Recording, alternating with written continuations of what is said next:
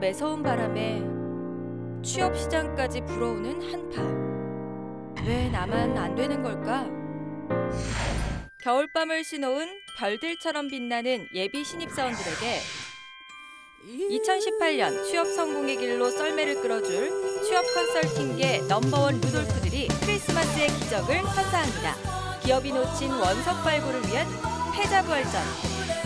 합격 기쁨의 종소리로 마음까지 따뜻하게 채워줄 한국직업방송에서 준비한 성공 취업을 위한 선물 한 보따리. 잡동고센터 겨울방학 특집 왜 떨어졌나 시즌3 지금 시작합니다.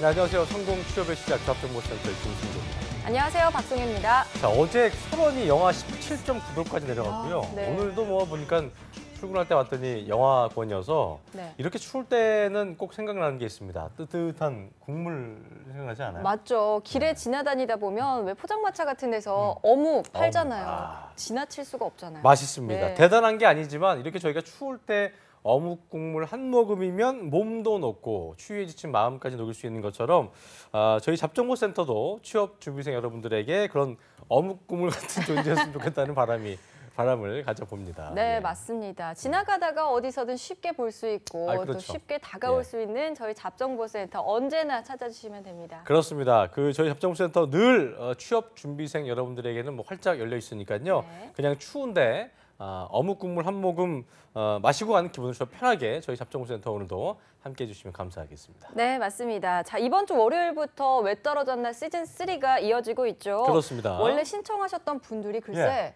합격 통보를 받아서 공석이 생겼습니다. 그렇군요. 여러분 신청을 더 많이 해주시면 되겠고요. 그렇습니다. 부담 갖지 마시고 worktv@yna.co.kr로 신청 메일 주시면 되겠습니다. 밑에 주소 나가고 있습니다. 그렇습니다. 취준생에게 활짝 열려있는 잡정보센터 오늘도 힘차게 출발합니다. 함께 하시죠.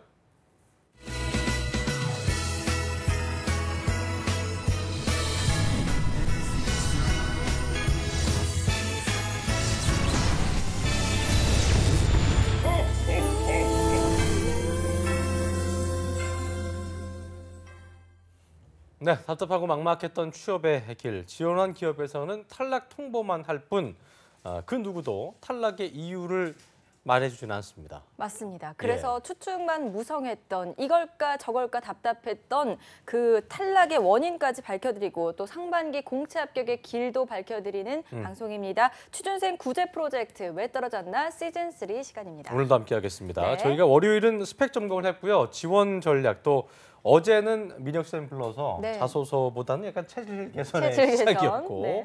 오늘은 명목상 이제 면접 컨설팅입니다만 이분도 아마도 우리 익진 학생에게 어떤 체질 개선의 어떤 두 번째 시간을 갖지 않을까 생각이 네. 하는데 면접관들을 교육시키는 면접관 위의 면접관 출신 리포트의 김태성 강사님과 함께하겠습니다. 어서 오십시오. 예, 반갑습니다. 어서 오세요. 예, 아나운서의 고충이 느껴지네요. 그래요? 예, 아버지를 아버지라 부르지 못하고 제가 시원하게 대신 얘기해 줄게요. 그래. 오뎅 국물. 오뎅 예, 그래요. 예, 고민하시더라고요. 이 오뎅을 아나운서가 오뎅이라고 얘기해야 되나 말아야 되나. 예, 우리 작가님이 오뎅 국물. 예. 배려해 주셨어요. 저도 예. 아나운서니까 또 오뎅하면 좀 없어 예. 보이니까 예. 그래요. 감사합니다. 감사합니다. 자, 이번 네. 시즌에 보니까 태석 쌤 같은 경우도 뭐 어제도 그렇고 그제도 그렇고 저희가 기찬 쌤하고 네. 민혁 쌤한테 전적을 물어봤는데요. 좀 이제 자신 있게 얘기해 주세요. 저는 서약서 썼어요. 학생들한테. 그때 그랬죠? 서약서 썼기 때문에 실명을 거론하지 못하지만 예, 뭐 아직은 끝난 게 아닙니다. 지난 주말에도 쉬지 못하고 임원 면접이 CJ 임원 면접이 오늘서부터 다음 주 화요일까지 진행돼요. 그래서 네. 어젯밤에도 카톡 엄청나게 보내고 그래서 잠을 설쳤는데요. 저는 학생들한테 꼭 그런 얘기를 해요. 공개적으로 뭔가 사례를 요구합니다. 너 합격하면 사례해라. 김영란법 예, 몰라요? 그거? 그래서 그거에 걸리지 않는 제가 최대한 많이 그래요? 먹는 게 치즈 떡볶이 네. 사례를 요구하고 있습니다. 29,900원어치까지만 받습니까? 예, 그렇죠. 29,900원치 치즈 떡볶이를 그렇군요. 예, 제가 한 수십 개를 지금 예약을 해놓고 있습니다. 오, 그러면 아주 또 약이 많아지는 건데. 그래요. 알겠습니다. 그만큼 합격자가 많이 나오기를 기대를 해보겠습니다. 네. 자, 오늘 세 번째 출연입니다. 신익진 씨 나오셨습니다. 어서 오십시오. 안녕하세요. 안녕하세요. 네. 자, 이준 씨 네. 어땠습니까? 어제랑 그제 상당히 좀 어떤 그 충격이 나름대로의 충격파가 좀 왔을 것 같은데 일단 좀 들어봅시다. 예, 소감을. 아, 네. 굉장히 안일하게 준비했었구나. 그런 생각이 들었고 좀 열심히 해야 되겠다. 방향을 잘 잡아주셨으니까 그 방향에 따라서 잘 해야 되겠다는 생각이 들었습니다. 그래요. 오늘도 역시 네. 말이 좀 짧군요. 예, 좀 긴 말을 원했는데 짧게 얘기하는 익진 씨. 네. 자, 하반기 공채에 지원했던 것과 지금은 좀 그 지원 어떤 뭐 직무도 그렇고 지원 기업에 좀 차이가 생겼겠죠? 이틀 네. 동안 얘기해 보니까 네. 어떻게 좀 변화가 있었어요? 일단 그 원래는 마케팅 위주로 지원을 했고 어떤 직무에 지원해야 되거나 아니면 어떤 기업에 지원할지 잘 몰라서 그냥 그 조미료 선생님 말씀하신 것처럼 거의 기관총을 난사하듯이 그렇죠. 여러 군데 지원을 했었는데 그 스펙이나 이제 방향, 지원 방향 그리고 자소서 이런 걸 얘기해 주시면서 그 이제 마케팅 말고 이제 영업 쪽이 조금 더 영업 저한테 쪽. 맞다라는 걸 영업 해주셔서 지원도 그렇고. 네. 예, 그렇죠. 경영 지원 영업도 같은 그렇고. 것들 그렇고. 네, 그래서 그 부분에 대해서 이제 준비를 하면 좋겠다라는 생각이 들었습니다. 네, 맞습니다. 방송 출연하면서 이렇게 전에 지원했던 그래요. 부분과 이전에. 이제 좀 달라지는 부분이 생기는 건데 하반기 공채에서 이제 신익진 씨가 CJ 제일제당 마케팅 직무를 지원을 했었는데 그렇죠. 이렇게 뭐 영업 직무로 방향이 바뀌면 오늘 진행하는 이제 모의 면접도 방향이 바뀌어야겠죠. 오늘은 그렇죠. 좀 다른 방향으로 준비를 했다고요? 네, 항상 이렇게 마케팅만 외치다가 지금 살펴보니까 영업 쪽이 조금 더 적합한 것 같아서 영업을 준비했는데 그냥 준비하다 보니까 또 처음 이렇게 제가 설정해서 뭐 찾아보고 이렇게 하다 보니까 또 쉽지가 않더라고요. 약간 네, 마케팅은 내가 하기 좀 힘드니까 네. 단순히 낮춘 개념은 그런 건 아니죠. 저한테 맞는 걸 해야 되니까 저는 감사하게 생각하고 있습니다. 그래요. 영업 맞을 것 같아요. 해봐야죠. 네. 오, 해봐야죠. 네. 해봅시다. 예. 네. 눈빛이 아주 뭐 부산 사내답게 매서웠습니다. 예. 네. 자, 태성 쌤이 또 예. CJ 인사 담당자 출신입니다. 그렇습니다. 그렇기 때문에 예. 오늘 또 어떤 코칭이 들어갈지 더 기대가 되는데요. CJ 제일제당 영업직에 이제 신익진 씨가 지원할 예정입니다. 네. 이번 하반기 공채부터 그런데 이 직무에 뭔가 특이사항이 생겼다고 합니다. 김하연 캐스터가 알려드립니다. 예. 네, 자세한 내용은 화면으로 함께 만나보시도록 하겠습니다. 2017 하반기 CJ그룹 공채의 가장 큰 특징은요, 바로 리스펙트 전형이 추가됐다는 점입니다. 리스펙트 전형이란 지원 직무에 맞는 지원자의 경험과 역량을 중심으로 채용하는 건데요. 이 모든 계열사에 추가된 건 아니고요. 일부만 올 하반기부터 시작이 됐습니다. 익진 씨가 지원하려는 제일제당 푸드세일즈 직무도 리스펙트 전형이 이번에 추가된 직무입니다. 그러면요, 다음은 전형 일정 살펴보면서 리스펙트 전형이 어떤 전형으로 이제 또 어떤 점이 다른지 살펴보도록 하겠습니다. 서류 전형에서 리스펙트 전형은요, 직무 성향 서베이를 추가시켰습니다. 방송 저널리스트는 1차 카메라 테스트가 추가됐고요. 그리고 인적성 검사를 거쳐서 그리고 1차 면접에서도 달라진 게 있습니다. 네, 방송 저널리스트는요, 리스펙트 전형은 직무 특성화 면접을 진행했고 방송 저널리스트는 2차 카메라 테스트와 기사 작성을 추가한 점이 이번 하반기 공채에서 달라진 점이라고 짚을 수 있겠습니다. 네, 이렇게 전형 과정에서 2017 하반기 CJ그룹 채용에 달라진 점 살펴봤는데요. 익진 씨가 CJ 제일제당 푸드세일즈로 직무 지원을 생각하면서 이런 부분을 좀 더 알고 대비해야 할 것 같습니다. 그렇다면 또 면접은 어떻게 진행되는지도 살펴봐야겠죠. 스튜디오에서 태성쌤이 자세하게 알려드리도록 하겠습니다.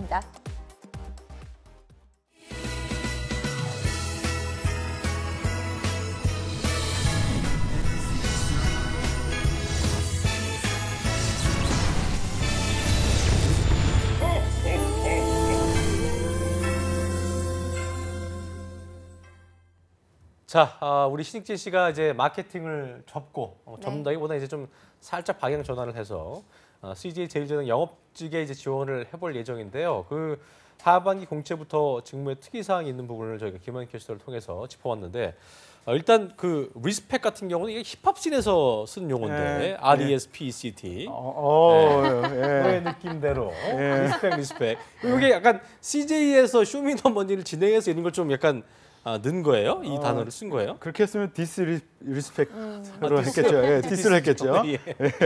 제가 답변을 드리기 전에 어.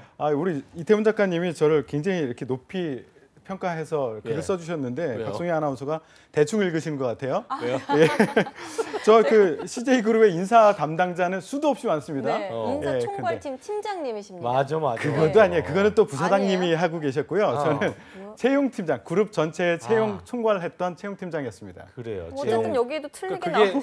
총괄팀 팀장으로 나왔는데요. 그러게요. 여기요? 예, 여기 잘못된 인사가 거예요? 아니라 채용. 요거 이제 부사장님이고. 그렇죠. 부사장님은 어. 저는 채용팀장, 채용. 부장. 팀 팀장. 부장. 예, 부장. 부장이었습니다. 아, 예. 알겠습니다. 근데 인사 담당은 과장도 있어요. 네. 저를 그렇게 보지 마세요. 아, 알겠습니다. 예. 오늘을 끝나쳐 보지 네, 마요. 네, 네. 리스펙 해드리겠습니다. 예, 예, 우리 저기 해드리겠습니다. 익진 씨도 그냥 쉽게 만날 수 있는 사람을 만난 게 아니다라고 그래요. 생각하시고 사실은 대기실에서 봤는데 제가 방송 용어로 적합하진 않지만 한 번만 그 여러분들의 감을 익히기 위해서 이상한 얘기를 쓸게요. 쌩깠습니다. 아, 쌩깠어요? 예, 실제 면접을 연습하러 왔기 때문에 면접관들은 지원자들을 다독여 주지는 않거든요. 그래서 그리고 그래서 김태성 쌤도 일부러 인사를 먼저 안 하셨군요. 그렇죠. 이거를 약간. 오늘 어차피 시간 들여서 왔는데 반응은 제대로 어때요? 한번 느껴보고 가야죠. 어. 그렇죠. 이 차가운 느낌을 느껴보고 가게끔 하기 위해서 차갑게 대했고 사실 방송 준비하기도 굉장히 쉬웠어요. 자소서나 아니면은 어제 그제 했던 방송 내용을 제가 안 보고 왔습니다. 일부러. 아, 일부러 안 실제 봤어요? 면접관들은 리스펙 전형의 면접관들은 그런 정보 없이 시작하거든요. 아, 그렇군요. 그래서 그렇게 왔고요. 일단 리스펙 전형으로 다시 돌아가면 리스펙 전형으로만 그 제일제당의 영업은 리스펙 전형으로만 응시를 할 수가 있어요.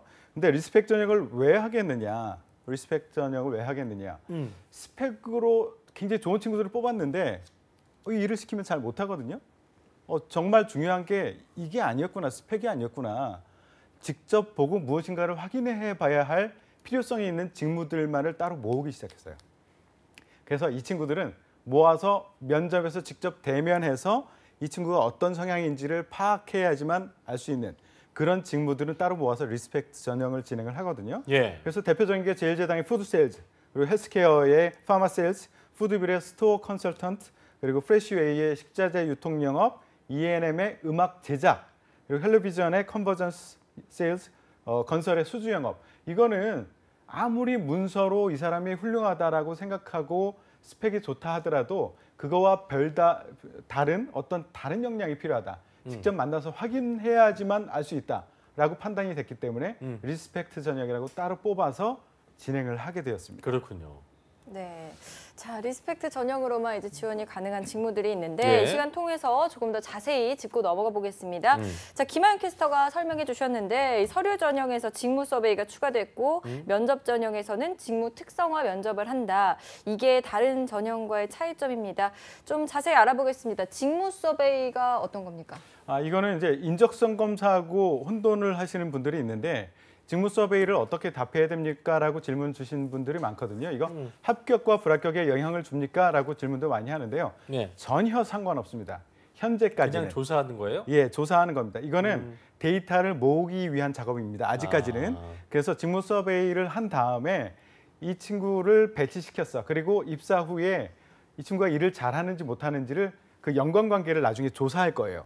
그래서 매우 관련성이 높다라고 하면 직무 서베이도 이 직무로 배치시키는데 뽑는데 영향을 줄 수도 있습니다. 하지만 아직까지는 데이터를 수집하는 단계다 정도로 생각하고 솔직하게 답하시는 것이 답입니다. 그렇군요.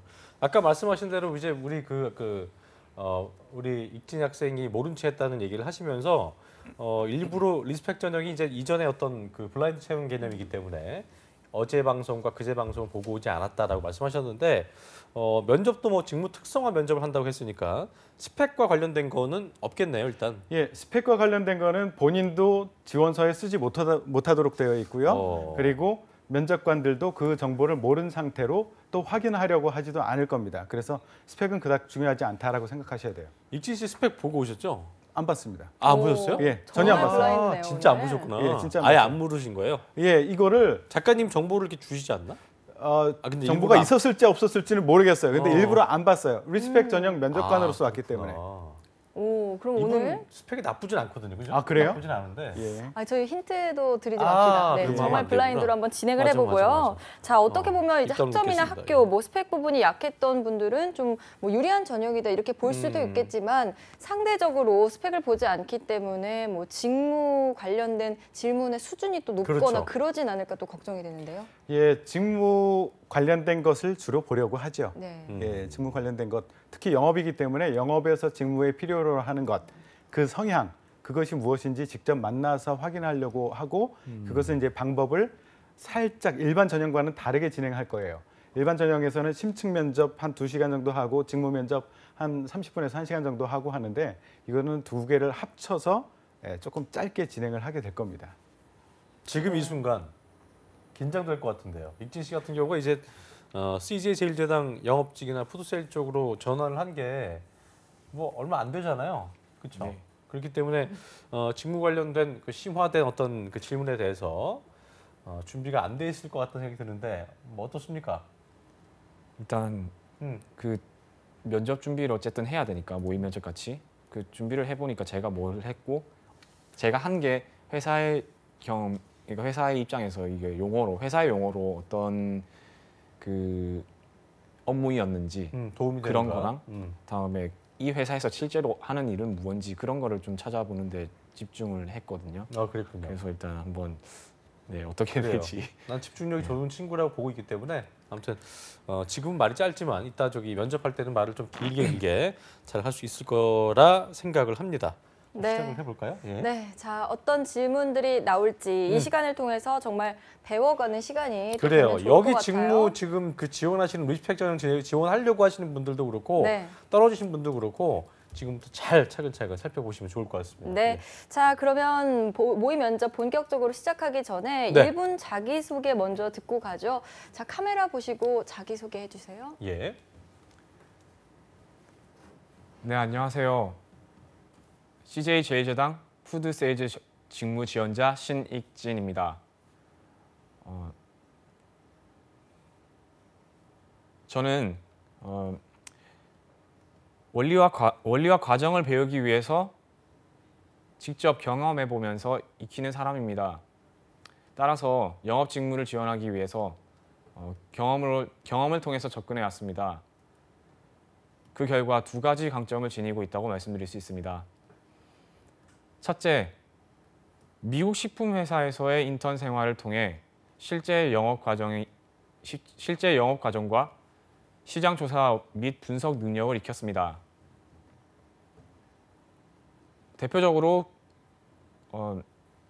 한국에서 미국으로 혹은 미국에서 한국으로 수출할 수 있는 치즈 제품에 대한 시장 조사를 진행한 뒤 그 치즈 제품을 한국 고객사에 제안하기 위해서 그런 제안에 참여했고,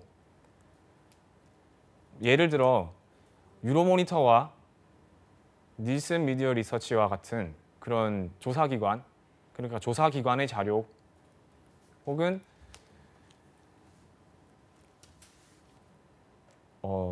시장 점유율 같은 통계 자료를 통해서 그 통계 자료나 조사 자료가 가지는 의미를 파악하고 실제로 어떤 형태의 상품을 만들어내서 제안할 수 있는지 그런 부분에 대해서 공부를 진행했습니다. 이 과정을 통해서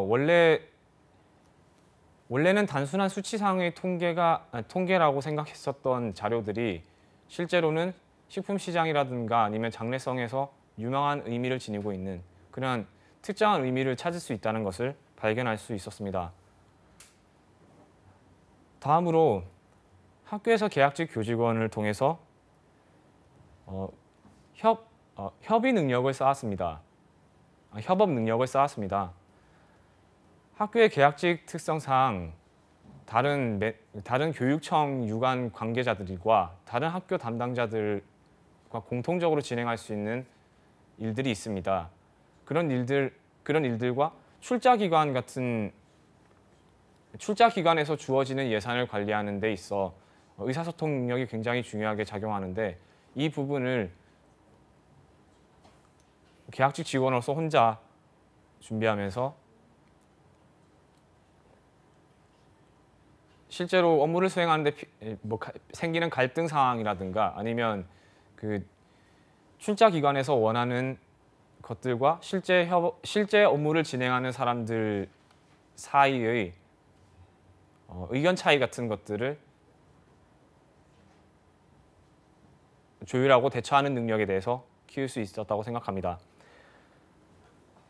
CJ 제1제당의 푸드 세일즈 직무 같은 경우는 크게 시장을 조사하고 그 시장 조사된 시장을 조사한 것을 바탕으로 협력사와 고객사에게 이야기할 수 있어야 되고 그런 비슷한 경험을 해봤기 때문에 실질적으로 직접 매장 진열대에 가서 식품을 진열하거나 그만하십시오. 예. 자, 제가 시간을 재봤는데요. 일단 1분 자기소개서였는데 3분 50초가 걸렸고 다 하지 못했고 일단 첫 번째 두 가지 장점을 얘기할 때 첫 번째 장점만 2분이 걸렸는데요. 일단 제가 만약에 끊지 않았으면은 4분이 넘어갔을 텐데 그렇죠. 일단 이 시간을 지키는 부분도부터 중요하죠. 좀 좋을 것 같아요. 예, 1분 자기소개를 하라고 했을 때 대부분의 면접관은 1분이 지나면 그만하십시오라고 얘기를 합니다. 그렇기 때문에 지금 그 익진 씨 같은 경우에는 그 미 식품사에서 인턴을 해봤다라는 거 얘기 시작하면서 끝났을 거예요. 실제는. 근데 제가 오늘은 좀 봐주려고 조금 기회를 줬는데 한 2분만 3분 만에 끝나지 않을까 싶어가지고 조금 더 기다려줬는데 굉장히 길게 하네요. 예, 이것도 실제 연습을 하셔야 돼요. 집에서 내가 말로써 표현했는데 몇 분 걸렸느냐 이것을 보시고 연습을 하셔야 됩니다. 아시죠? 예. 그리고 1분 자기소개는요. 기업에서 왜 1분 자기소개를 시키는지를 아셔야 돼요. 첫 번째 목적은 입트임입니다. 입트임. 지원자들이 들어와서 바로 질문을 하면은 답변하는데 굉장히 어려움을 겪어요. 근데 이 친구가 굉장히 역량이 훌륭함에도 불구하고 떨려서 답을 못하는 경우들도 있거든요.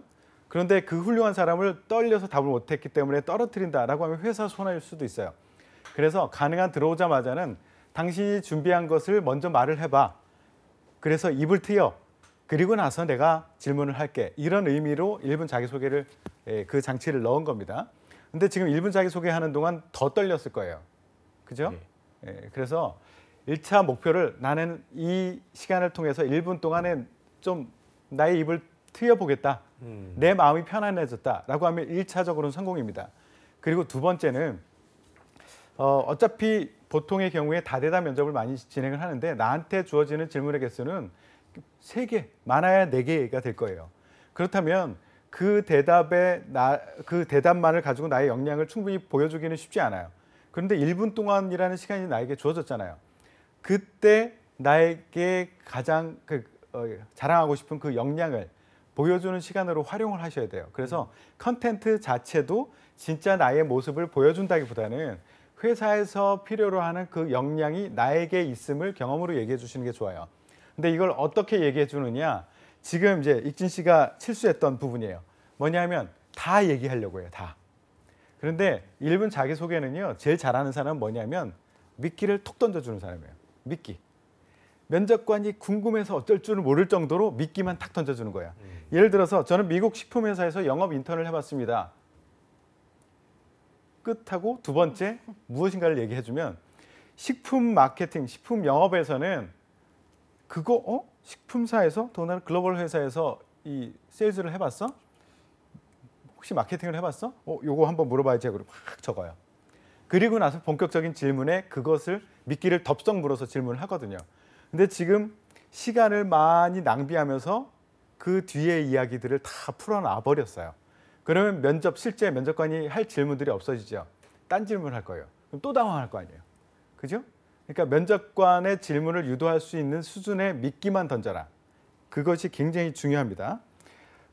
그리고 이제 세 번째는 평가 항목과 관련된 것을 건드려줘야 돼요. 내용이.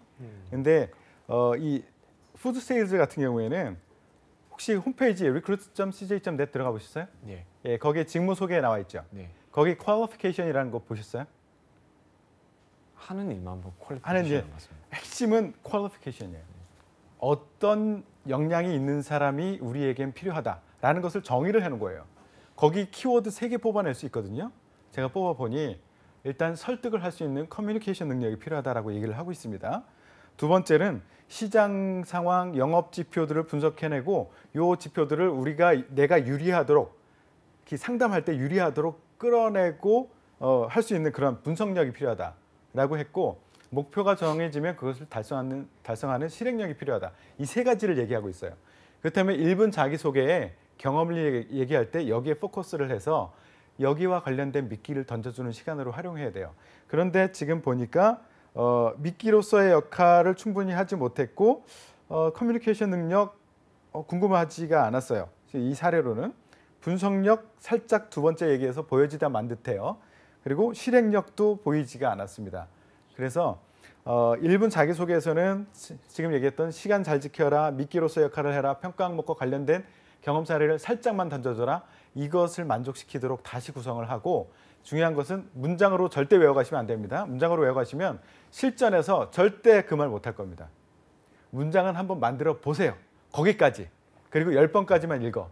그리고 나서 면접실 들어가기 바로 직전에는 키워드만 가지고 들어가세요. 키워드 5개 이내로. 그래야지만 내가 나의 언어로 말을 풀어나갈 수 있어요. 아시죠?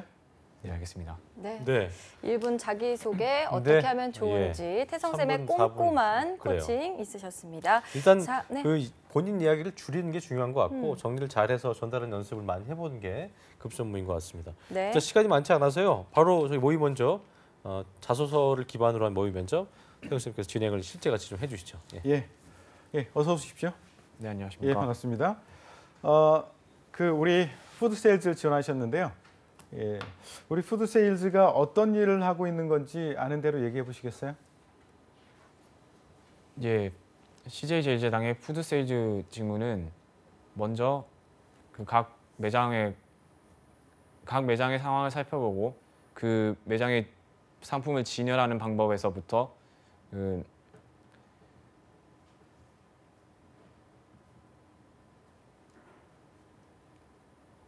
그 진열하는 방법부터 그 판매량을 증가시킬 수 있는 방법을 연구하는 게 하나고, 다른 하나 같은 경우는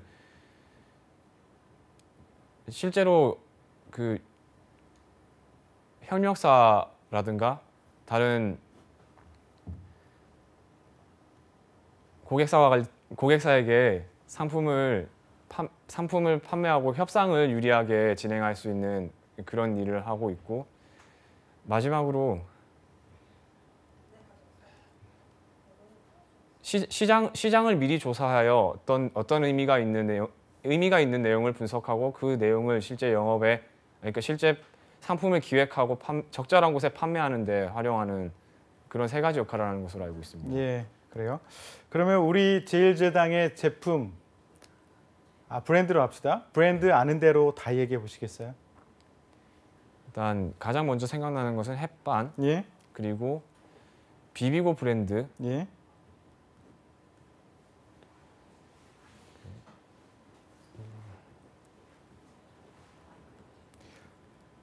예, 네, 알겠습니다. 지금 생각나는 게 없어서. 예. 그러면 그 익진 씨가 네. 비비고 브랜드 매니저다라고 네. 생각을 하고, 네. 비비고의 만두를 롯데마트를 상대로 영업을 하는 직원이다, 입사했다라고 가정을 해봅시다. 네. 저는 롯데마트의 영업 관리자예요. 네. 저를 찾아와서 저는 다른 제품들을 선호하거든요. 잘 팔리고 있어. 그리고 매일에도 그 다른 제품들을 좋은 자리에다 놓고 있습니다. 그 상황에서 저한테 영업을 해보시는 겁니다. 짧게 한번 롤플레이를 해봅시다. 찾아왔다. 예. 네, 안녕하십니까. 예. 어떤 일이세요? 네, 이번에 비비고 만두 제품 혹시 한번 그 납품하려고 하는데, 예. 그 납품 때문에 오신 거예요? 그러니까 지금 그 매장에서 롯데마트에서 이걸 하고 계시잖아요. 예. 근데 보니까 그 저희 제품이 요즘 그 해외 시장에서의 반응도 괜찮고 해서 그 한번 조금 더 괜찮은 제품 때문에 온 거라면 저는 네. 얘기 들을 생각이 없고요. 네. 우리 이미 잘 팔리고 있어요. 그리고 네. 굳이 제품 바꾸면서 이렇게 리스크를 떠안을 생각 없으니까 다음에 오세요.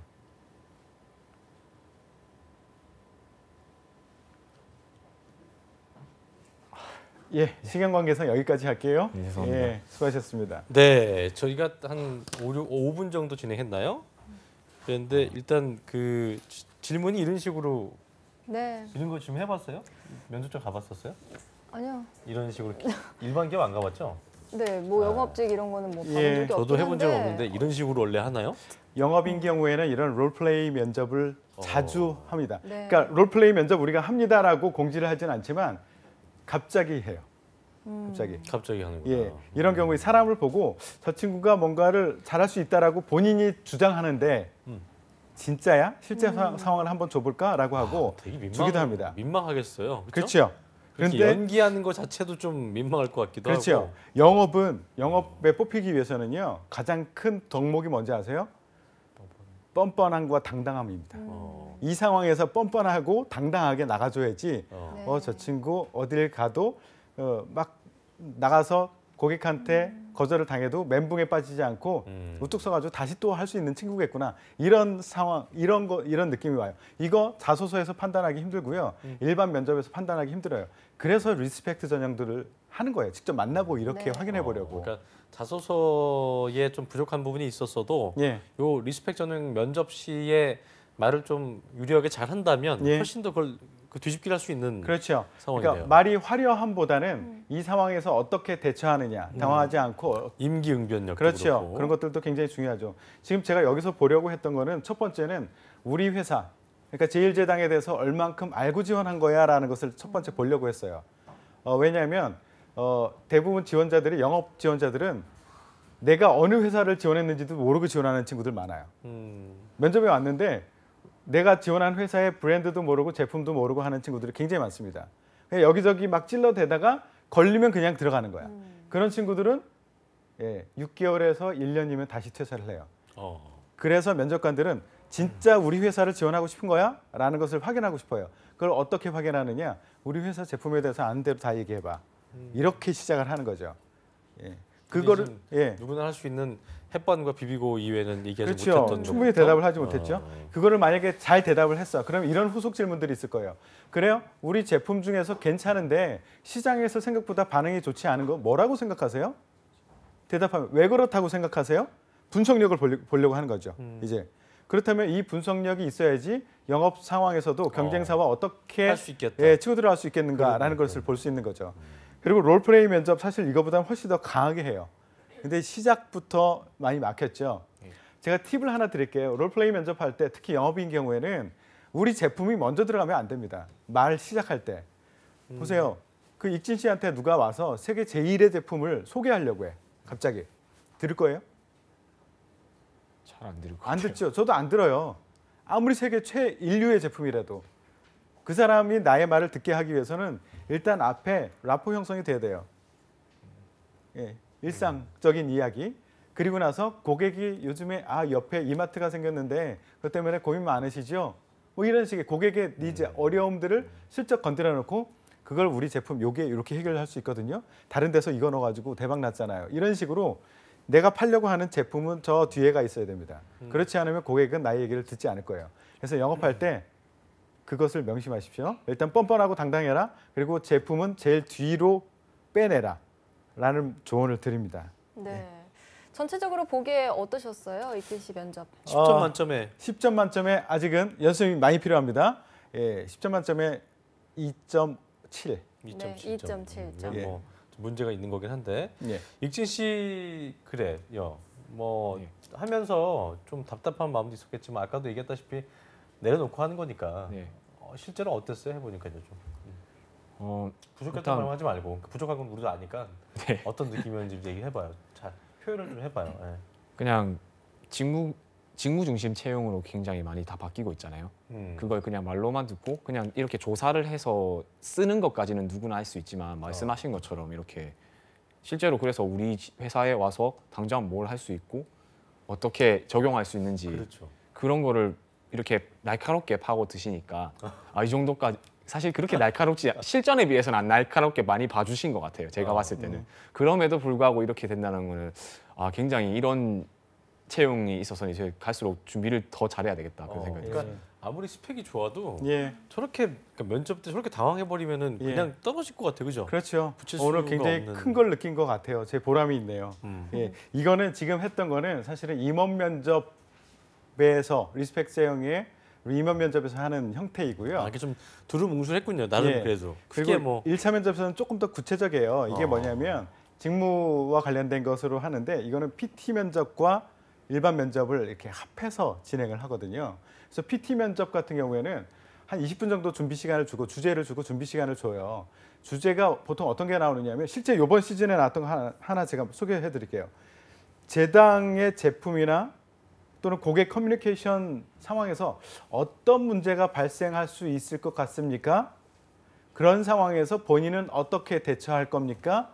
라는 것을 주제로 주고요. 그걸 20분 동안 준비해서 이 이절지 같은 데다 써서 붙여서 5분 정도 발표를 하게 합니다. 진짜 어렵겠다 이거. 예. 네? 그리고 발표하고 나서 그 다음에 앉혀놓고 다시 관련된 발표와 관련된 그리고 자소서와 관련된 질문들을 하게 되죠.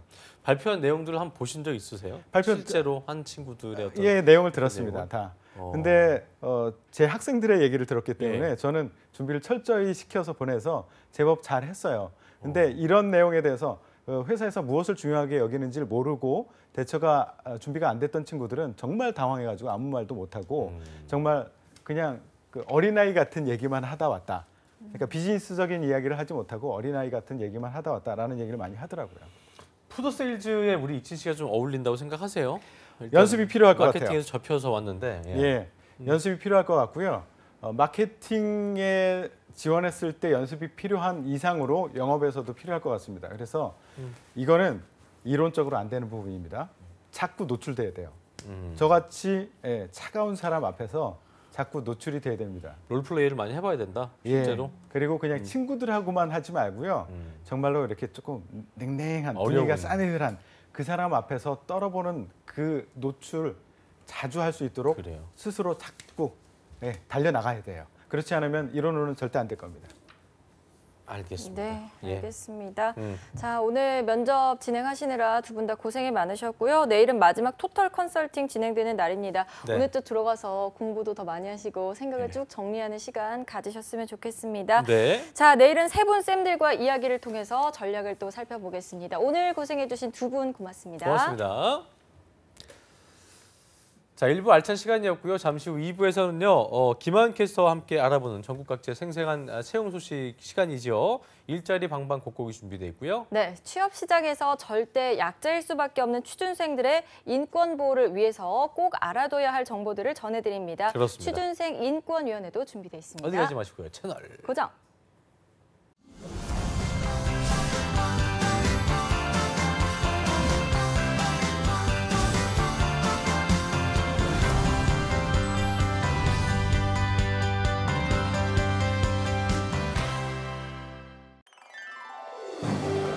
한국 직업 방송을 보면 취업이 보입니다.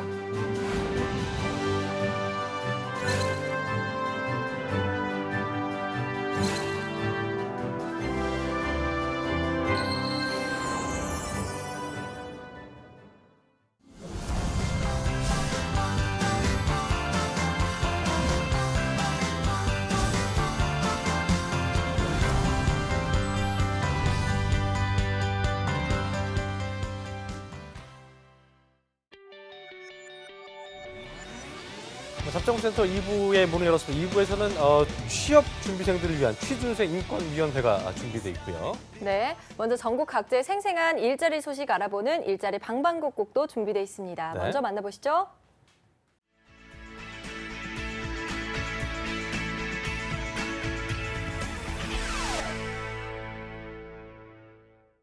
매일매일 전국 각지의 생생한 채용 소식을 알려드립니다. 일자리 방방곡곡, 오늘은 수원으로 먼저 떠나보도록 하겠습니다. 윤명희 주무관님 연결돼 있습니다. 주무관님 안녕하세요. 네, 안녕하세요. 수원 고용복지 플러스 센터의 윤명입니다. 네, 오늘 수원엔 어떤 일이 있나요? 오늘 소개할 기업은 주 위너스 오토메이션입니다. 경기도 수원시 고색 산업단지에 소재한 산업용 기계 및 장비 도매 업체로 산업 자동화 제품 기술 영업원 2명을 모집합니다. 담당 업무는 로크웰 오토메이션 제품 솔루션 기술 영업으로 고객 요구 접수 및 처리, 견적, 수주 관리, 수금 등의 업무를 하게 됩니다. 입사 지원자는 로크웰 오토메이션에 대한 정보를 습득 후 지원 바랍니다. 구인 조건은 경력은 무관하며 학력은 초대줄 이상, 전기, 전자, 메카트로닉스, 자동 제어 관련 전공자를 우대합니다. 근무 시간은 주 5일 오전 9시부터 오후 6시이며 급여는 연봉 2,640만 원 이상입니다. 복리후생으로 차량 유지비, 중식 제공, 교육비 지원 등이 있습니다. 채용 시 마감으로 지원을 희망하시는 분은 워크넷 구인 내용을 확인하시고 자사 입사 지원서, 자기소개서를 이메일로 접수해 주시기 바랍니다. 네, 기술 영업원 2명을 모집 중이라고 하니까요. 관련 구직자분들의 많은 지원 부탁드립니다. 오늘 소식 감사합니다, 주무관님. 네, 고맙습니다. 네, 이어서 서울로 떠나보겠습니다. 박가희 주무관님 연결돼 있습니다. 안녕하세요. 안녕하세요. 서울고용센터 박가희 주무관입니다. 네, 오늘 채용 소식 알려주시죠. 네, 서울 영등포구 경인로에 위치한 주식회사 ANS 개발 영등포 지점에서 무역사무원 1명을 모집합니다. 지원 자격은 대졸 이상의 학력과 2년 이상의 경력이 필요합니다. 우산 자동 포장기, 우산 비닐 등을 제조, 수출하는 업체로 해외 영업, 무역사무, 바이어 관리 등 수출 관련 업무를 담당하게 됩니다. 영어 상급자와 컴퓨터 활용 능력 우수자, 해외 연수자를 우대합니다. 급여는 연봉 3,200만 원 이상입니다. 접수는 이메일을 통해 이력서, 자기소개서 등을 제출하시면 되고 자세한 사항은 워크넷을 참고하여 지원하시면 되겠습니다.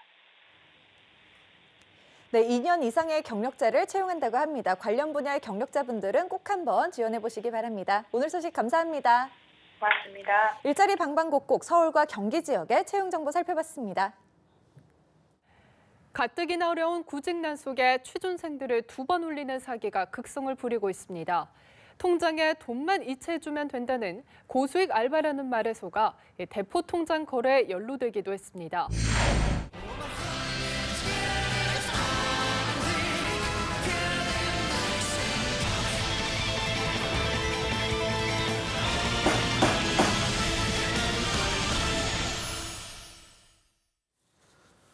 네, 국회에서 취업준비생의 인권을 위한 보호법 제정을 추진 중이라면 국회에서 취업준비생 인권보호법을 위한 움직임이 있다면 네, 맞습니다. 잡정보센터에서는 취준생들의 인권을 지키는 방법을 알려드리는 취준생 인권위원회가 있습니다. 그렇습니다.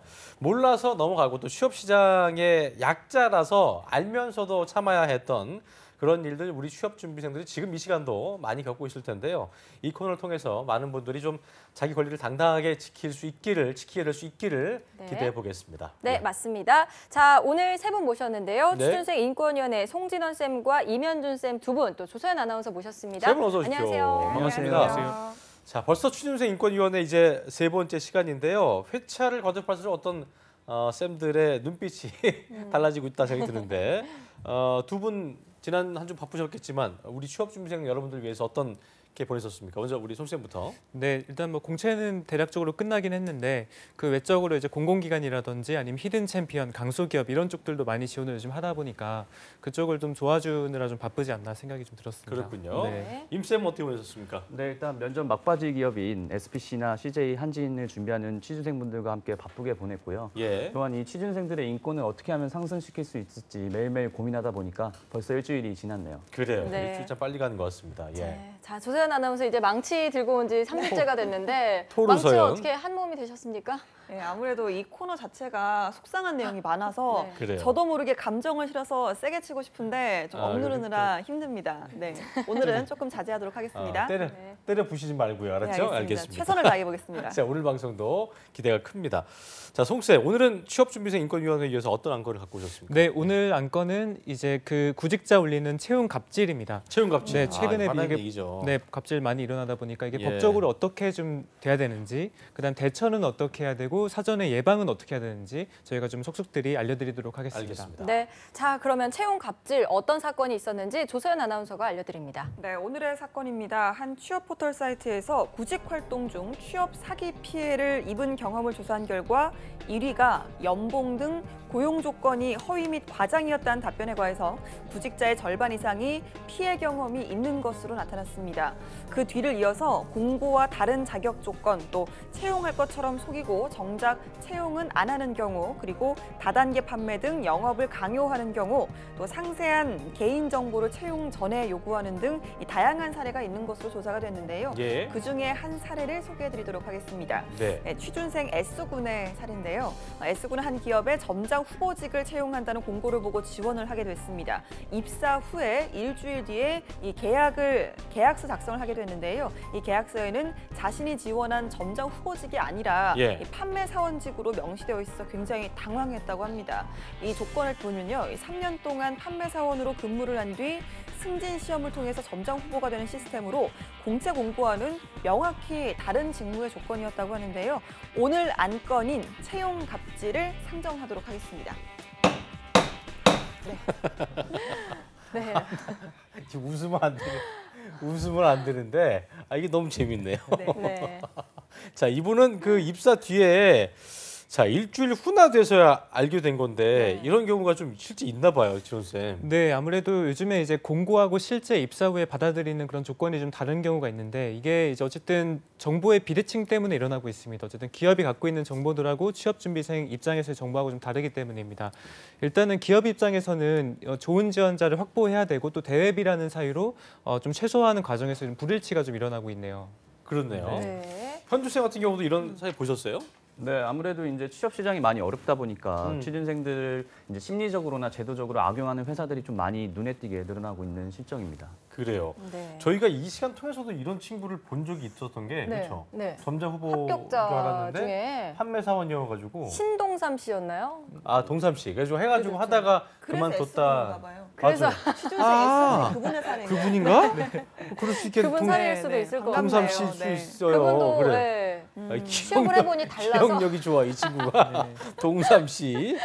그래요. 네, 그런 이게 사례가 있네요. 그래요. 확실히. 이렇게 고용 조건이 좀 허위나 과장인 경우가 있는데 계약서를 딱 봤더니만 이제 보니까 그 공채 때 본 조건하고 그게 직무와 다르게 돼 있으면 그만두긴 또 뭐하고 어떻게 해야 돼요? 그렇죠. 그래서 이게 이런 경우가 되게 많아서 사실은 이런 경우를 언제 알게 되냐면 보통 입사한 다음에 OT 또는 교육 과정에서 인사팀이 설명을 합니다. 간단하게 좀 설명을 하고 그때 이 계약서 사인할 것을 좀 요구를 하는데 보통은 이제 주고서 그냥 사인하라고 하는 경우가 대부분이에요. 그러니까 시간을 별로 안 주고 한정된 공간과 시간 안에서 대충 읽어봤으면 사인해 이런 식으로 좀 하는데 사실 여기서 사인을 많이 하죠. 근데 이제 최소 하루 정도 시간을 좀 두고서 좀 읽어봤으면 이런 불상사가 안 생겨요. 그래서 회사하고 좀 협의하는 과정이 있어야 되는데 사실은 그 요즘에 이런 여지를 남기기가 힘든 상황입니다. 어쨌든 갑질이죠, 역시나 갑질. 그렇네요. 그러니까 정말 하루 정도 시간을 달라고 하고 조건을 좀 꼼꼼히 검토해보는 게 좋을 것 같은데. 보험약관 확인하듯이 말이에요. 예, 그렇게. 사실 뭐 회사랑 계약을 하러 갔을 때 이런 말하기가 쉽지가 않잖아요.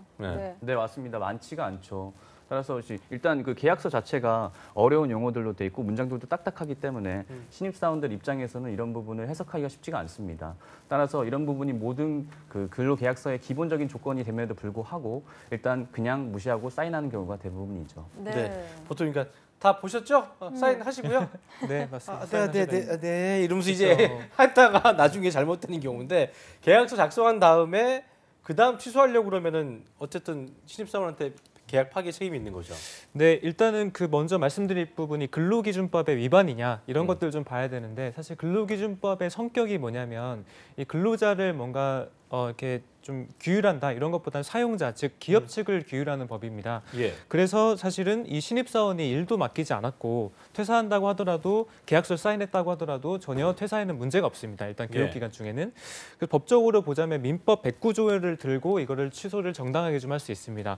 민법 109조에서는 의사표시는 법률 행위의 내용에 중요한 부분에 착오가 있을 땐 취소할 수 있다라고 나와 있습니다.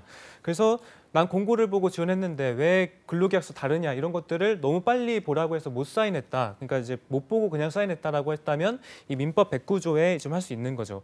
그리고 좀 이와 별도로 이 만약에 이 회사를 다른 회사 합격을 했는데 그거를 이제 선택을 안 하고 이쪽에 왔는데 좀 다르다라고 한 경우에는 손해가 발생한 거죠. 어쨌든 거기 갔으면 이제 연봉을 받았을 수 있는 금액이 있는데 여기 와서 그 정도 못 받았으니까 손해가 좀 발생했다면 그 손해는 이제 시간적 아니면 뭐 정신적, 금액적 손해가 될 것입니다. 그렇다면은 저희가 민사 소송을 통해서 이 소송을 제기할 수 있습니다. 네. 그렇다면 정확히 어떤 경우에 취준생들이 민사 소송을 제기할 수 있을까요? 네, 일단 기업 측면에서 근무지 혹은 근무 부서 또 연봉 등이 사전 공고된 내용과 다르다고 하면은 취준생들 입장에서는 선택권을 침해받았다고 할 수 있겠죠. 그래서 이런 부분에 따라서 손해배상이 분명히 발생한다고 하면은 민법제 390조 및 민법제 750조에 의거해서 손해배상을 청구할 수 있습니다. 따라서 만약 이 방송을 보고 계신 취준생분들 같은 경우는 꼭 기업의 공고문이라든지 인사담당자의 안내문 같은 경우를 캡처하시고 이런 부분이 이후에 입사 후에 사전 내용과 다르다고 하면은 꼭 민사적인 소송을 통해서 손해배상을 청구하시길 바랍니다. 그래요. 앞서 조선 아나운서가 브리핑한 설문조사를 봤을 때 1위가 고용 조건 허위 및 과장이었고 5위까지 뭐 다양한 유형들이 있었는데 송쌤 어떤 일들이 이렇게 좀 보통 있습니까? 좀 예를 들어주신다면. 네, 뭐 최근에 이런 경우가 워낙 좀 즐비합니다. 근데 최근에 이제 큰 기업들도 많이 하고 있는데 포스코의 경우를 좀 말씀드릴게요. 예. 포스코에 입사한 A 씨의 사례를 좀 들어보면은 오랜 준비 끝에 합격을 했는데 네. 이제 그 입사 후 연수 때야 돼가지고 사측이 모두 다 광양 또는 이 그 포항으로 근무지가 결정됐다. 근데 그것도 3년이나.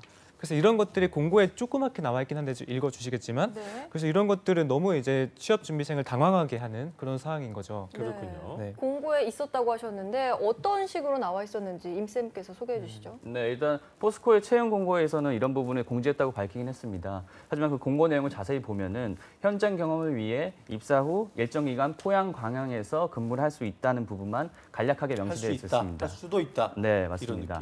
그래서 만약 이런 부분이 일정 기간이 3년 이상 일단 명시하지 않았던 문제도 있고 또한 실제 채용 과정 중에서도 이런 부분이 취준생들, 신입사원분들한테 설명이 안 돼서 문제가 발생을 했죠. 네. 근무할 수 있다와 근무해야만 한다는 다른 거거든요. 그렇죠, 맞습니다. 해야만 한다라고 하면 안 쓸 수 있는 분도 계실 텐데 결과적으로 계약서를 쓸 때 돼서 알게 되는 게 참 안타까운 것 같습니다. 예. 그렇죠. 그래서 이거를 좀 내부 관계자한테 좀 이제 물어보니까 채용 설명회나 신입사원 OT 때 이걸 알려준다고 합니다. 근데 사실은 그렇다면 채용 설명회 간 사람들은 들을 수 있긴 한데 채용 설명회 가지 않고 합격을 해서 신입사원 연수까지 간 사람들은 이제 서울에도 근무할 수 있다는 그런 이제 공고를 보고서 들어갔는데 전원 다 광양, 포항에 그것도 3년이나 근무를 해야 된다라고 들은 상황이죠. 되게 벙찔 수 있는 상황이죠. 그래요. 네. 그렇군요.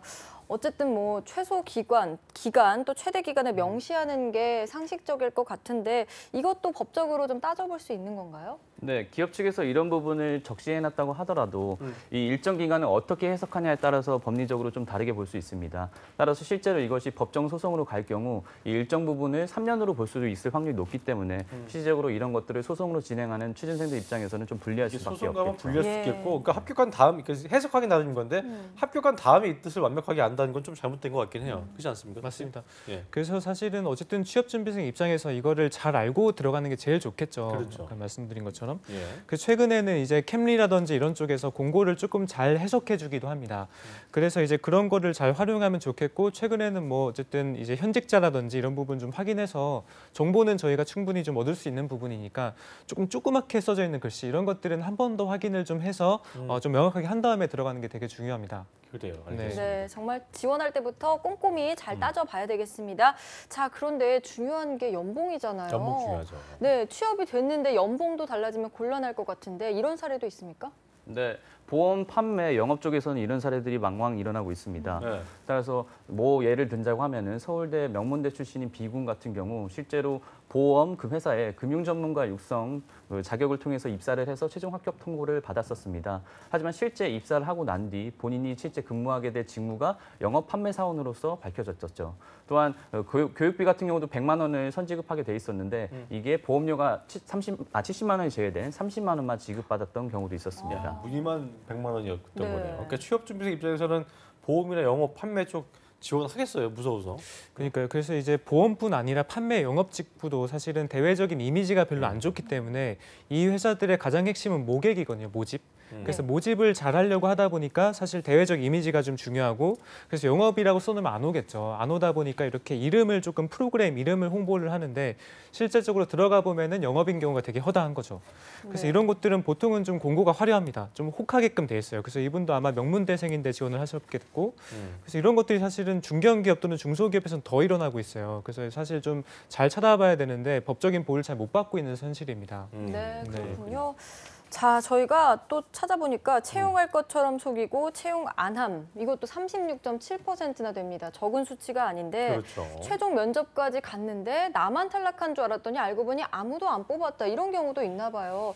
만약에 그 최종 면접 때문에 다른 데를 포기했다. 이런 경우도 있을 거 아니에요. 네, 맞습니다. 하지만 안타깝게도 이런 경우 이제 법적으로 보호하기는 좀 어렵습니다. 실질적으로 채용 과정 중에서 취업 준비생들이 손해를 인정받았다고 객관적으로 증명하기가 어렵기 때문이죠. 하지만 분명히 이런 부분에서도 피해자가 늘고 있기 때문에 앞으로 법적 제도 부분에서도 개선돼야 될 것이라고 보여집니다. 그래요. 그리고 봤더니 채용 전에 상세한 개인정보 요구도 이게 보니까 주요 취업 사기로 15.6%로 꼽혔다는데 요즘에는 이제 채용 사이트에 들어갈 때 채용과 관련해서 개인정보를 입력한다. 이 정보는 채용이 끝나고 1년간만 보관된다. 뭐 이런 알림 메시지가 있기도 합니다만 이거 언제부터 시작이 된 거예요? 선생님, 임쌤. 예. 네, 기업의 이제 온라인 채용 사이트 경우 실제로 채용을 할 때 그 주민등록번호라든지 학력사항 등 개인정보들 민감한 부분들을 작성하게끔 되어 있었습니다. 하지만 문제는 실제 이게 채용이 끝난 이후에도 이런 부분에 대한 정보를 파기하지 않고 기업 측이 보관한다는 점에서 있었습니다. 하지만 2014년도 1월부터 개정된 채용 절차 공정화에 따라서 그 법률적으로 채용 여부가 확정된 이후 180일 이내에는 그런 관련된 정보들을 반환하거나 혹은 파기해야 될 의무가 생겼습니다. 알겠습니다. 자, 마지막으로 이제 앞서 말한 채용 갑질에서 취준생들이 꼭 알아둬야 할 것들이 몇 가지 있다고요, 송쌤? 네, 일단 아까 말씀드렸다시피 공고상의 조그마한 글씨는 더 좀 눈여겨보셔야 됩니다.